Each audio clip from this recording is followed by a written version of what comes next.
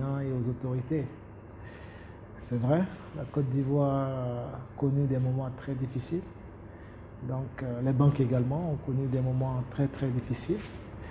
Comme vous le savez, historiquement, c'est la première fois que les banques, compte tenu de l'environnement qui s'était beaucoup dégradé, ont dû suspendre provisoirement leurs activités, ainsi que la Direction nationale de la BCEAO, leurs activités sur tout le territoire ivoirien au cours du mois de septembre, au cours du mois de février, pardon, jusqu'à la fin du mois d'avril.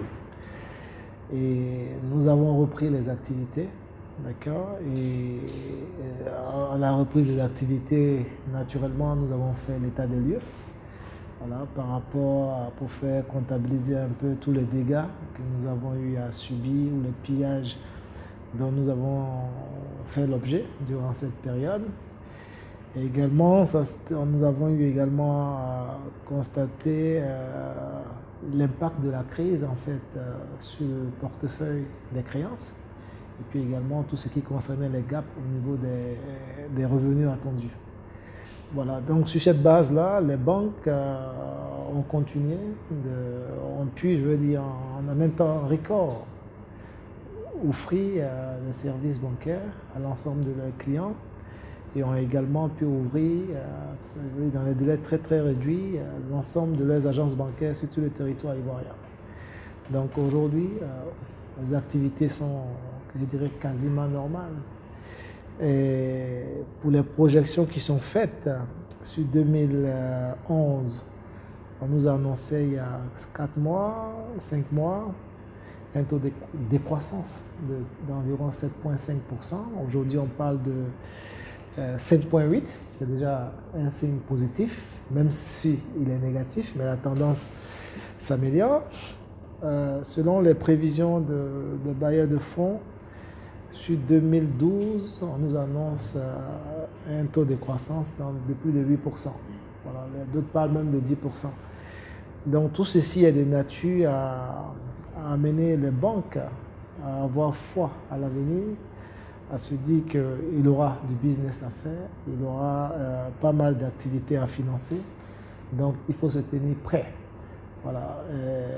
Donc pour répondre clairement à votre question, nous avons foi en l'avenir de la Côte d'Ivoire. La crise a eu un impact sur le secteur bancaire. La crise n'a pas commencé qu'en février. Bien avant, je veux dire entre les 2 tours de l'élection présidentielle, donc déjà dans le dernier trimestre de l'année 2010, la crise a commencé. Et les activités économiques et financières, généralement du secteur privé, ont été perturbées depuis cette période. Cette crise a eu des conséquences à 3 niveaux. Le premier niveau, comme je vous l'ai indiqué, ce sont les dégâts matériels. D'accord? Ensuite, le deuxième niveau sont la dégradation du portefeuille crédit. Et le troisième niveau, ce sont les pertes de revenus. Et lorsque nous avons fait le point au niveau de notre profession, de façon provisoire, nos pertes sont estimées à environ 100 milliards, voilà, au niveau du secteur bancaire. Voilà, donc tout ceci a naturellement un impact sur les fonds propres des banques et de certaines banques qui n'ont pas forcément le même niveau de capitalisation que les banques qui ont une structure financière plus solide. Donc tout ceci pourrait, il faut le dire, handicaper des banques dans leur mission de financement de l'économie nationale.